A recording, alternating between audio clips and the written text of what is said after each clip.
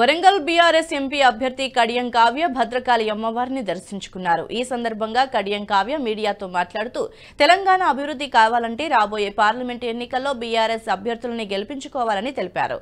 తన తండ్రి కడియం శ్రీహరి సహకారంతో పాటు పార్టీ నేతలు కార్యకర్తల తోడ్పాటుతో పార్లమెంట్ ఎన్నికల్లో భారీ మెజార్టీతో గెలుస్తానని ధీమా వ్యక్తం చేశారు.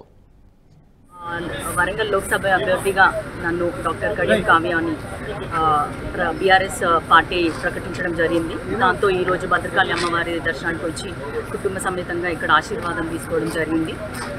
గత 10 ఏళ్లుగా కేసీఆర్ గారి ప్రభుత్వం ఉంది, ఎన్నో సంక్షేమ పథకాలు చేశారు. అయితే ప్రజలు మార్పు కోరుతున్నారు కాబట్టి ఇప్పుడు వేరే ప్రభుత్వం వచ్చినా కూడా దాని ఫెయిల్యూర్ అనేది చూస్తున్నారు జనాలు. కాబట్టి లోక్సభ అభ్యర్థిగా నన్ను ఎన్నుకోవడం జరిగింది.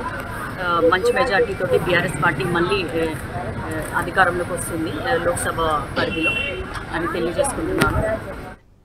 ఈ వీడియో మీకు నచ్చినట్టయితే లైక్ చేయండి, 10 మందికి షేర్ చేయండి. అలాగే కామెంట్ల రూపంలో మీ అభిప్రాయాలను మాతో పంచుకోండి. Nationalist hub group of channels ను సబ్స్క్రైబ్ చేసుకుని తెలుగునాట జాతీయవాద జర్నలిజాన్ని ప్రోత్సహించండి. ఈ వీడియో కింద ఉన్న బెల్ ఐకాన్ పై క్లిక్ చేయడం మర్చిపోవద్దు.